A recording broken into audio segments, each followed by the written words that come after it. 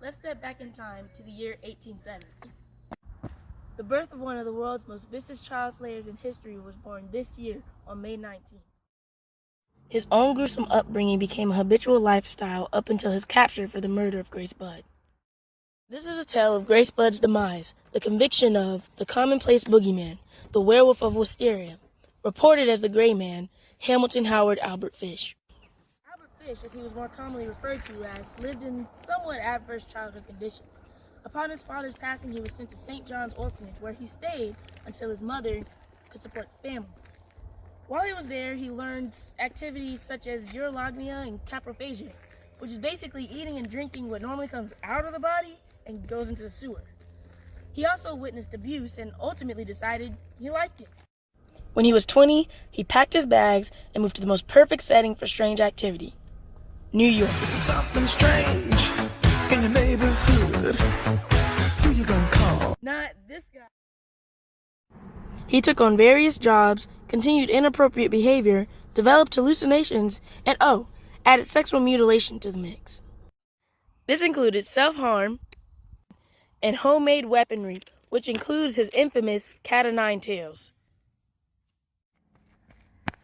By 1919, he was actively engaged in cannibalism and the use of self-torture devices. This included his paddle, meat cleaver, small handsaw, and butcher's knife, all of which were perfectly hidden under his bed. Now, he said he had some runaways, but claims to have many successes in the 1920s. But his true first success, Grace Budd, is what ultimately landed him in the electric chair.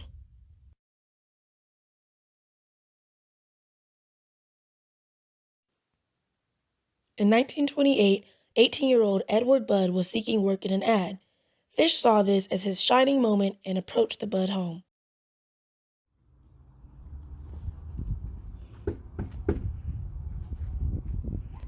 Good evening, sir. How may I help you? It ain't, sir. I'm Frank Howard, a Long Island farmer in need of home help. Under the alias Frank Howard, Fish was willing to pay $15 a week to the boy whose parents agreed to assist the kind-looking man. The next day, he returned and met Grace. Albert then changed his story to take her to his niece's birthday party. She left with him and was never seen again. 6 years went by with nearly no leads, and it wasn't until November of 1934 that a key break would come in the case. In a letter beginning, "My dear Miss Budd," Fish tells of a friend who introduced him to cannibalism and reveals the chilling truth behind Grace's disappearance. On June 3, 1928, I called on you at 406 West 15th Street. I brought you pot cheese and strawberries. We had lunch. Grace sat on my lap and kissed me. I made up my mind to eat her. On the pretense of taking her to a party, you said yes, she could go. I took her to an empty house in Westchester I had already picked out. When we got there, I told her to remain outside. She picked wildflowers. I went upstairs and stripped all my clothes off. I knew if I did not, I would get her blood on them. When all was ready, I went to the window and called her. Then I hid in the closet until she was in the room. When she saw me all naked, she began to cry and tried to run down the stairs. I grabbed her, and she said she would tell her mama. First, I stripped her naked. How she did kick, bite, and scratch. I choked her to death, then cut her in small pieces so I could take the meat to my rooms, cook, and eat it. How sweet and tender her little behind was roasted in the oven. It took me 9 days to eat her entire body. I did not have sex with her, though I could have if I wished. She died a virgin. Police used this to identify important clues as to Fish's whereabouts. There was a small hexagon emblem in the corner of the envelope reading NYPCBA. This belongs to the New York Private Chauffeurs Benevolent Association, and it was discovered that the envelope had been left in Fish's boardroom by a previous tenant who worked with them. Officer William F. King, who would later mention this encounter in court as an eyewitness, went to the address tied to Fish's room on December 13, 1934, and made a successful arrest.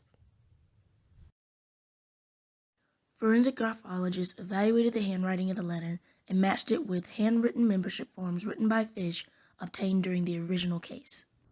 Fish never denied Grace's murder, did deny raping her, and later confessed to 2 additionally confirmed cases, that of 9-year-old Frances McDonald in 1924 and 4-year-old Billy Gaffney in 1927.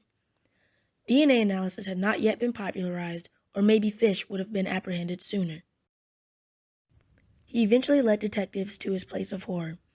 Evidence of Grace's strangulation, location of his tools, over 50 human bones, and individuals' clothing were recovered. This new overwhelming amount of evidence helped get Fish charged with premeditated murder under the judging of Frederick P. Close. Prosecuting attorney was Albert F. Gallagher, and Fish's defense was led by attorney James Dempsey. During trial, Dempsey fought for an insanity plea. He used Dr. Frederick Wortham, a psychiatrist who focused on childhood development in criminal courts, as his expert witness.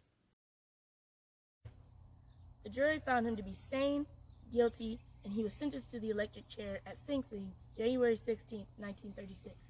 He died in 3 minutes.